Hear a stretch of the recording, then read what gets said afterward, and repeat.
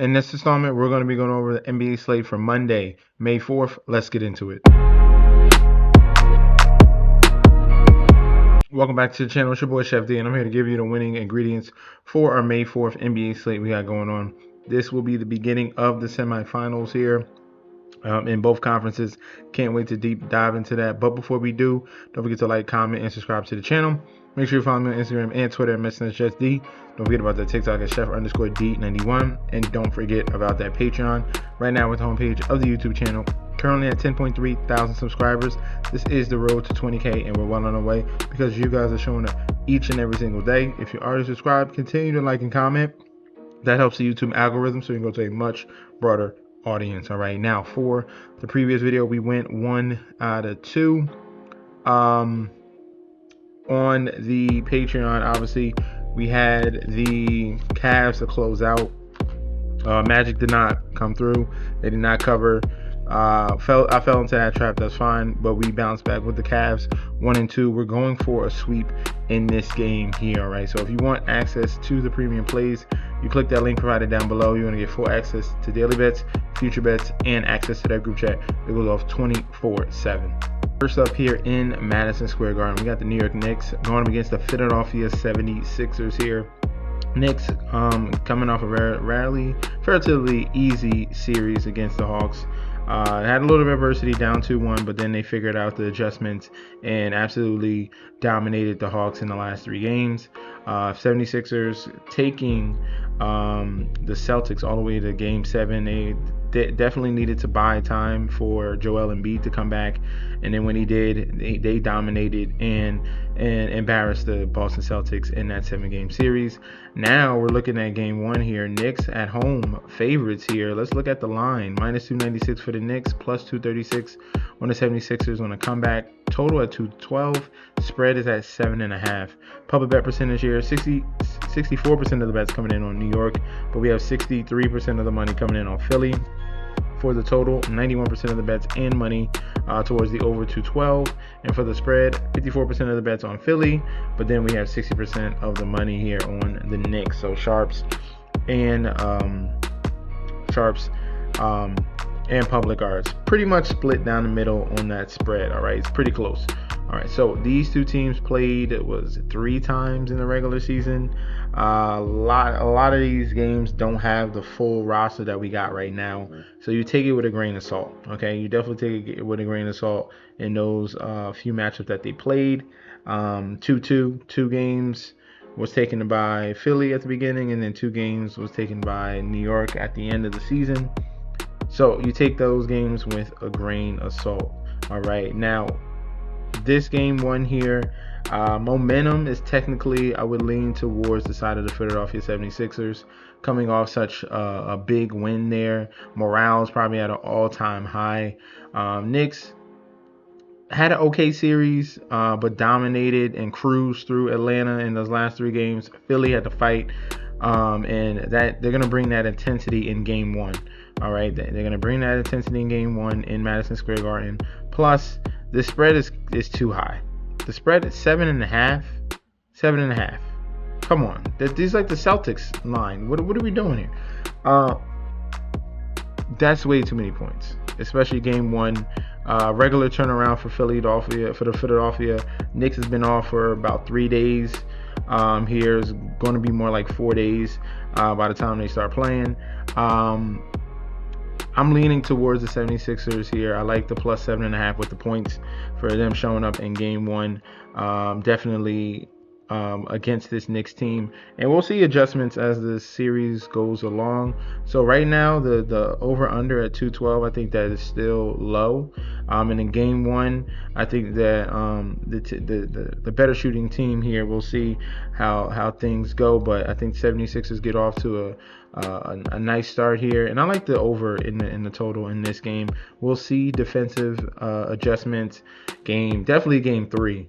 But you'll see Game 2 how teams are going to counteract what they've been brought on the table. If you want to go with an over, you go with an over in Game 1 because you do not know what to expect with a new opponent.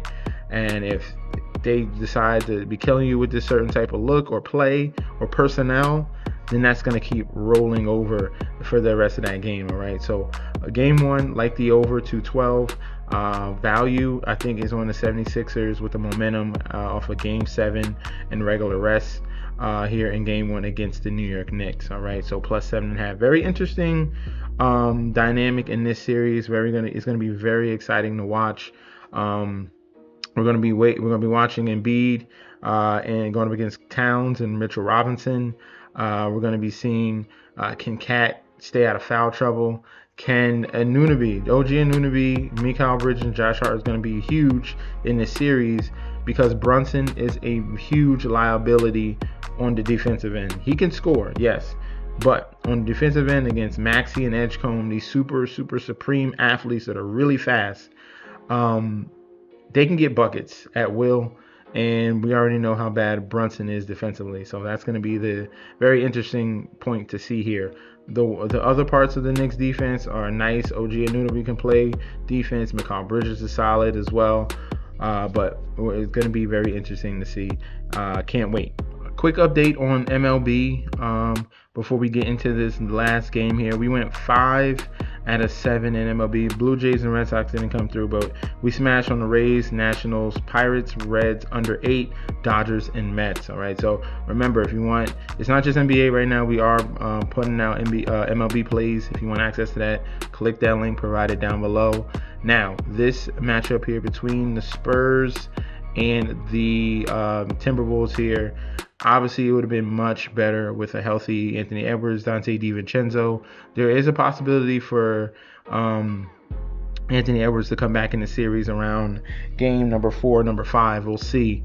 But right now, looking at the odds, Spurs at home minus 719. Comeback of the Timberwolves at plus 510. Total at 217. Spread is at 13.5. Public bet percentage here, 68% of the bets coming in on San Antonio, 77% of the money coming in on Minnesota on the money line. For the total, 87% of the bets and money towards the over 217. And for the spread, 63% of the bets, 68% of the money on Minnesota to cover the 13.5 on the spread. All right, now these two teams with a fully healthy Minnesota Timberwolves team, this was the Achilles heel for the San Antonio Spurs. They gave them a lot of issues here during the regular season. All right. Things are different now, and I think that the Spurs can take advantage of this iteration of the Timberwolves for right now. But if this was a healthy team, this definitely would be even more intriguing of a matchup. They're still going to play tough and hard. I believe in Minnesota to definitely still show up and not get 4-1. Maybe they can push a 4-2, but during the regular season, Minnesota dominated them 125, 112, 104, 103. And then even in the game with Wemby here, it took it all the way down to the wire. And Anthony Edwards had 55 points in this third matchup here. And the San Antonio Spurs barely won in that game, 126 to 123. So definitely interesting. This team, it will provide some fight, all right? But I think the Spurs in game number 1 here, they're going to flex their muscle and definitely cover this number here. So I'm going to go with the Spurs in game 1, minus 13.5 on this number with the hampered Timberwolves. I think they take advantage defensively here against this team and limit some of their secondary players like Naz Reid and Ayo Dosunmu, who are really key for them to go off, for them to have some success against this San Antonio Spurs team that is pretty loaded. All right, so give me the Spurs minus 13.5, and for the total, I will go under 217.5. I think they can limit the Timberwolves scoring under 100 points. And this is going to be a slow tempo game. Defensively, Spurs are strong, and I like the under 217.5 in this one. All right, so that's going to be our breakdown for the slate we got going on Monday. Let me know in that comment section down below if you agree or disagree. We could definitely debate about that one down below in the comment section. Also, don't forget to get locked and loaded with the Patreon. You click on that link provided down below. You're going to get full access to daily bets, future bets, and access to that group chat that goes off 24/7. This is your boy Chef D. I'll be back very soon, and peace out.